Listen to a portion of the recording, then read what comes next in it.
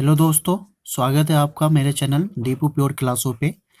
हम अभी तक 2 क्लास कर चुके हैं नेशनल इनकम का। ये तीसरा क्लास है, तो अगर आप 2 क्लास नहीं देखे हैं तो आप प्लीज़ उसको देख लीजिए, तब इस पे आइएगा, क्योंकि ये जब भी समझ में आएगा जब आप 2 क्लास ले चुके होंगे। इसके नेशनल इनकम निकालने के 3 मेथड होते हैं। पहला मेथड है प्रोडक्ट मेथड, दूसरा है इनकम मेथड और तीसरा है एक्सपेंडिचर मेथड। हम सबसे पहले ये वाला मेथड करेंगे, प्रोडक्ट मेथड, जिसका दूसरा नाम है वैल्यू एडेड मेथड भी इसको कहा जाता है। ठीक है, इनकम मेथड यानी कि आय विधि,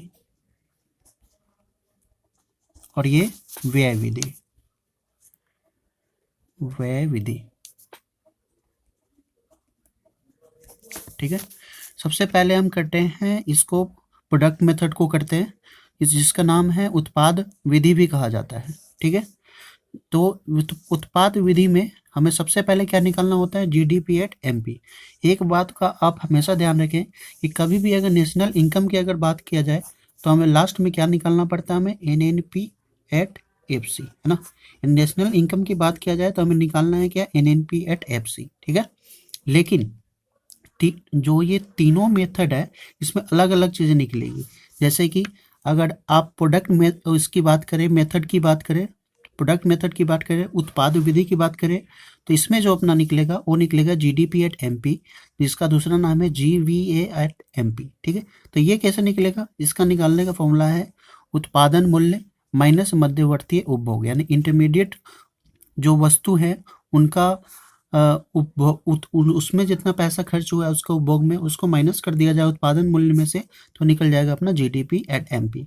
अब बात ये आती है कि ये उत्पादन मूल्य क्या होता है। ठीक है, तो उत्पादन मूल्य निकालने का फॉर्मूला यहाँ पे है, production value equal to sale plus change in stock. ठीक है, बिक्री प्लस स्टॉक में परिवर्तन को ही कहा जाता है उत्पादन मूल्य।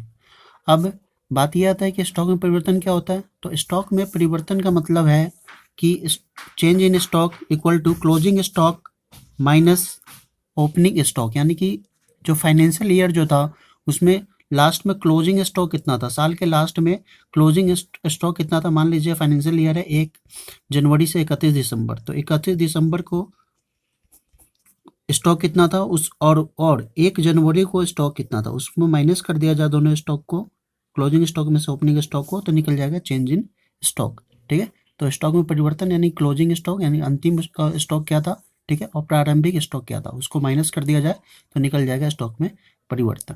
ठीक है, अब इसके बाद ये अपना क्या निकल आएगा, यहाँ से निकल आएगा इस वाले विधि से, यानी कि जो प्रोडक्ट मेथड है इससे निकल जाएगा अपना जीडीपी एट एमपी।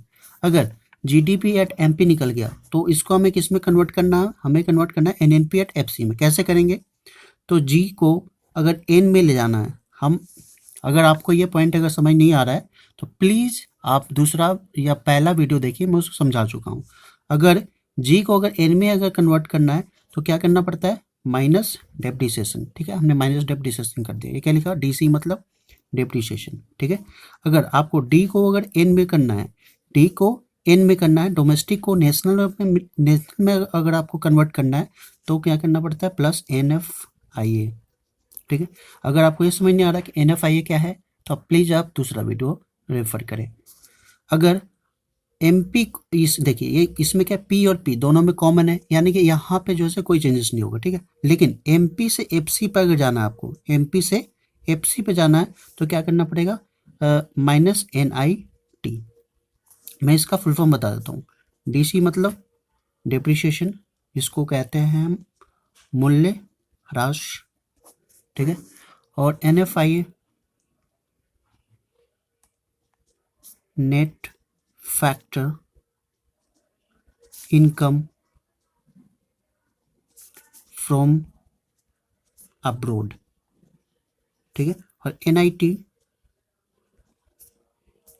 एनआईटी का फुल फॉर्म होता है नेट इनडायरेक्ट टैक्स। ठीक है, जैसे कि जो एंटरटेनमेंट टैक्स है, यानी कि ऐसा कोई सा भी टैक्स, और नेट इनडायरेक्ट टैक्स का मतलब होता है इनडायरेक्ट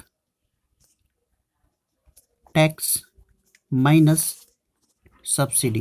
ठीक है, तो ये सारी चीज़ें मैं पहले ही कि NFIA कैसे निकालते हैं, NIT कैसे निकालते हैं। प्लीज़ आप जो दूसरा जो मैंने वीडियो जो बनाया है और जो पहला वीडियो जो बनाया है उसको ज़रूर रेफ़र करें आप, तभी आपको ये समझ में आएगी ये सारी पॉइंट।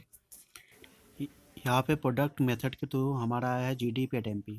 अब इस GDP एट MP को NNP एट FC में कन्वर्ट करना पड़ेगा, क्योंकि NNP एट FC हमारा राष्ट्रीय आय होता है। तो GDP एट MP में से माइनस डेप्रिसिएशन प्लस NFIA और माइनस NIT करने के बाद जो वैल्यू आएगा वो होगा NNP एट FC, जो कि हमारा राष्ट्रीय आय कहलाएगा।